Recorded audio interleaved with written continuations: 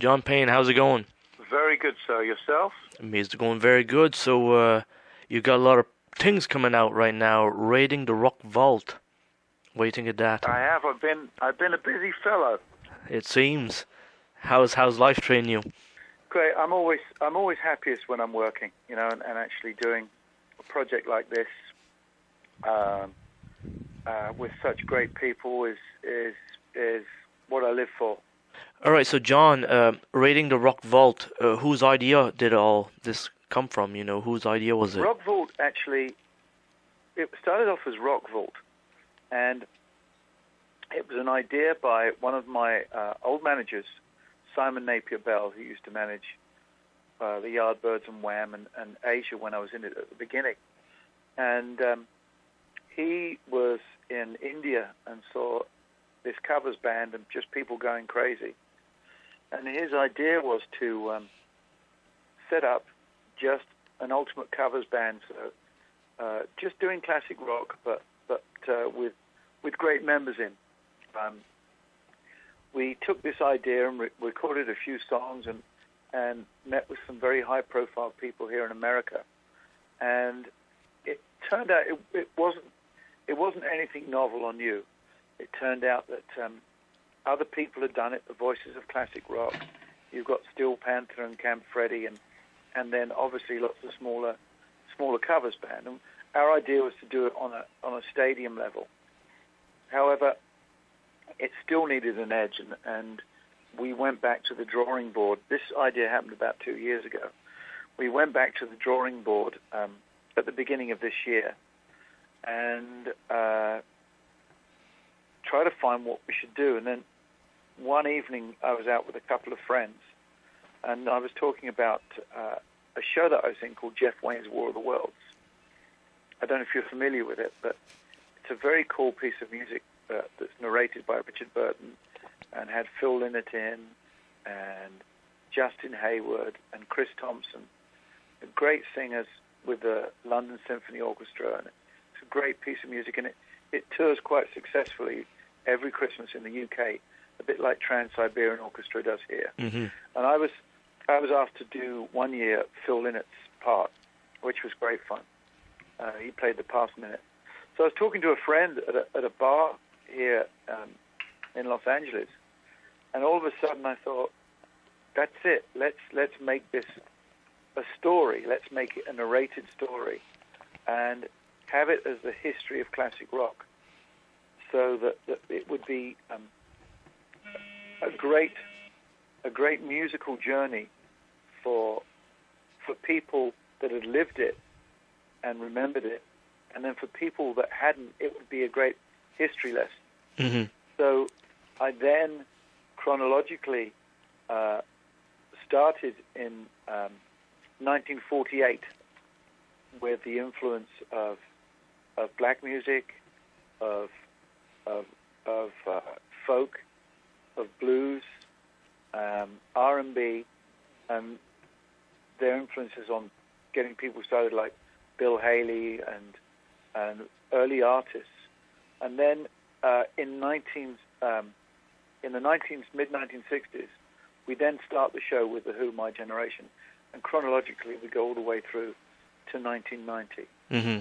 And it then became a huge project as a story. So I got the skeletons of a script together and went to see my good friend, Grammy-winning producer and music entrepreneur, David Kirschenbaum, who co-wrote the script with me. And it was just so nice on Thursday the 29th at the Mayan Theatre to actually realize this and for it to actually happen as a big multimedia, actors, dancers, lights, lasers, pyro. It was a very cool show. Now, when you say going to 1948, what would have been in 1948 to make that year? It started in 1948 because of then President Truman was in the White House, and there were a lot of social unrest problems, racial problems, and it became clear to me when I was researching a lot of these songs that I knew, but there were a lot of reasons for them that were socio-political. And in America particularly, through the 50s, music helped guide that growth of cutting the borders between racism, letting people, before then it was hard to have a word. And, a lot of press was limited. And a lot of people spoke out politically through music. So that's why we decided to start back that far, because a lot of the germs of what the Rolling Stones play today was born in that time. Because when you look at it, a lot of people do think it's like Elvis Presley 1956. Yes. But, and Elvis was one of the pioneers who brought it to the public's eye. But, for a long period from the gospel churches, this thing had been growing before then. And people like Elvis saw the strength in this huge change of music. I mean, it was, so hated. People used to burn his records, and people thought that it was unreligious, that the music, rock and roll, which actually rock and roll actually meant the sex act. Rock and roll was from the devil, and it created huge turmoil at the time. Now, John, it seems you did a lot of research in history. All your life you've been intrigued in the history of rock and roll. I've always been interested in it. I always, the one sadness thing to me is now that things come to you as MP3s.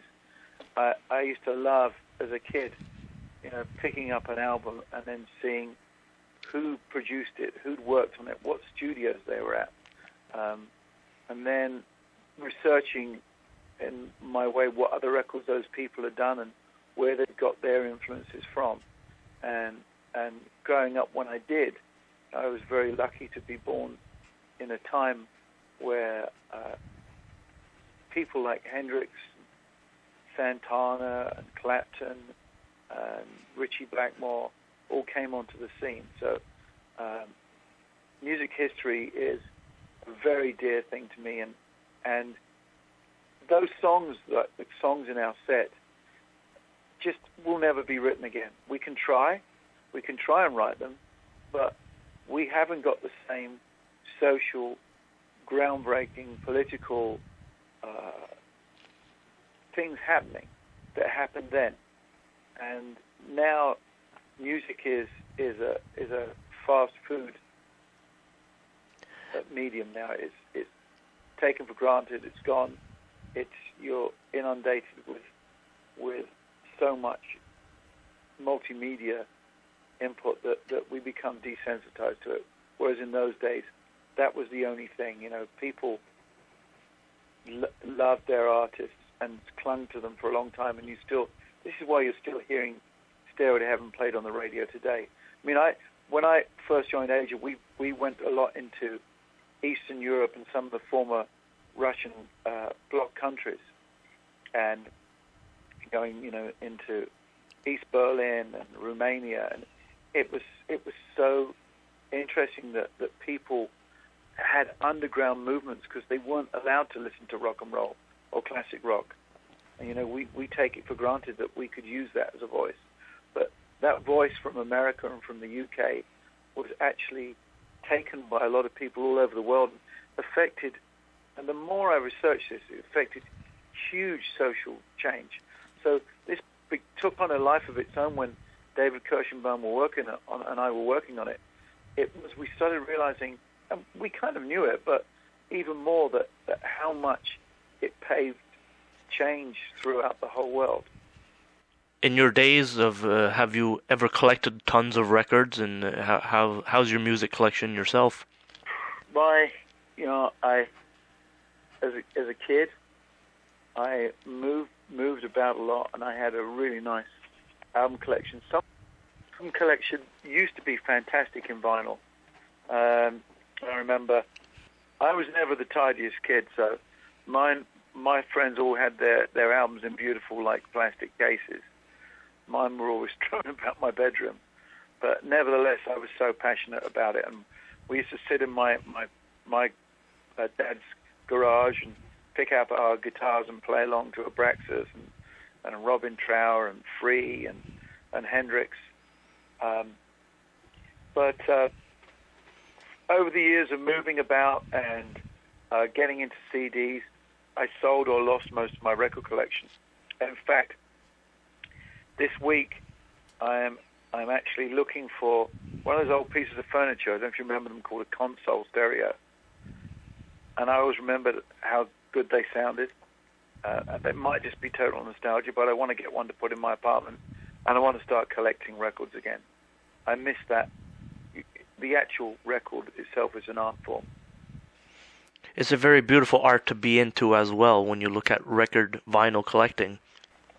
Oh, it's amazing, you know, and also, really, we've got this, you know, this now where we've got this horrible music started as vinyl, which was really hi-fi. We had CDs, which actually didn't sound as good as vinyl because they had a finite cutoff with 44.1 and 16-bit.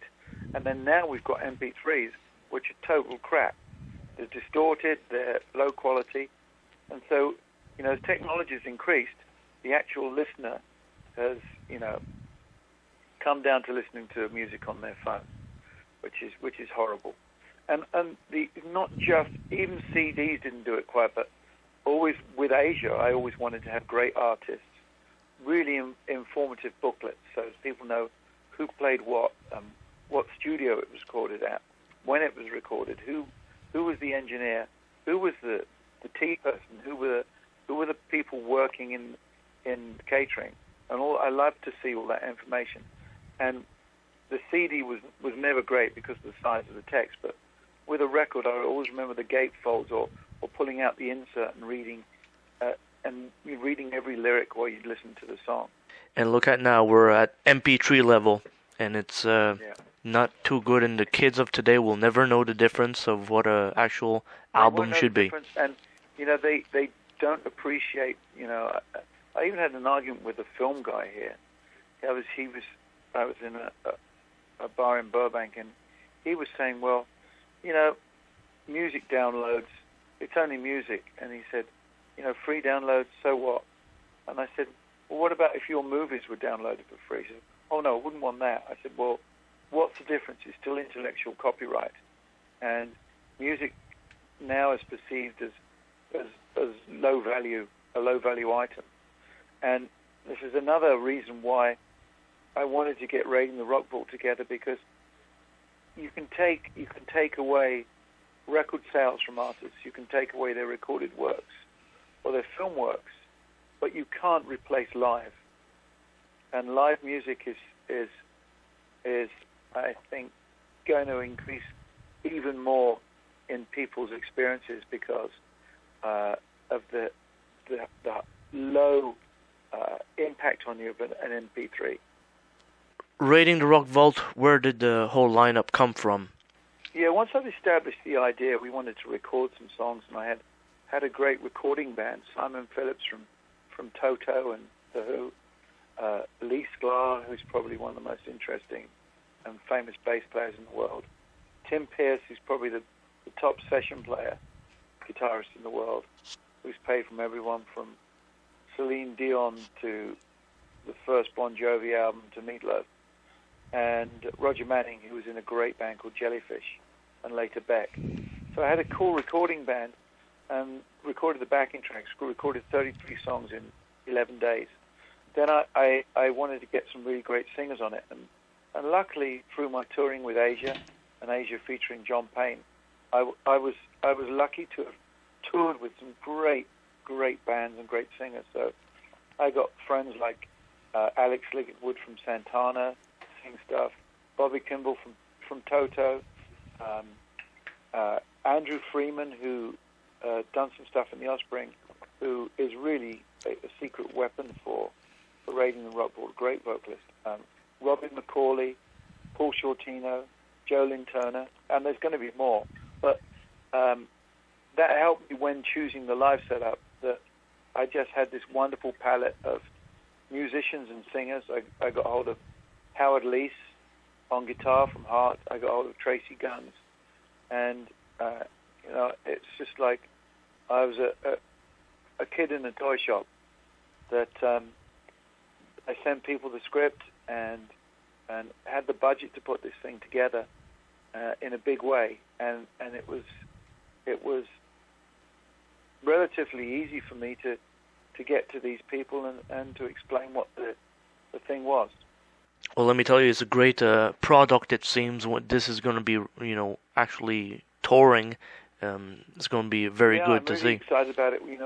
We're going to work it hard next year. And the great thing is that I can still do this and still keep up with my Asia duties as well. We have a new single coming out next week with Asia and a video called Seasons Will Change, and it's a really exciting time for me. And I never was a person that played covers. I always wanted to do original songs, but doing covers at this level with the musicians, it's just, if you see some of the pictures from the show, you see every band member smiling, and it's, rather than being presented at a pub or small club level, it's presented at how these people play it at large venues with proscenium stage. And John, the way I'm seeing it, when you got all these great artists on one stage, that should sell very good tickets. Yes, it's fun, I can tell you. You must see a show. Well, excellent stuff. John, I really appreciate you taking the time, and I really want to help promote Raiding the Rock Vault, and keep up the great work. Thank you. Thank you for interviewing me, and great questions. And anytime you want to get to a show and bring some friends, I'll make sure you get a nice VIP treatment. Just get a hold of, we'll have a beer together. Awesome, John. Well, John, you have a great weekend, and a week first, and then a weekend. You have a good one. Happy Christmas and Merry Christmas to you. You as well.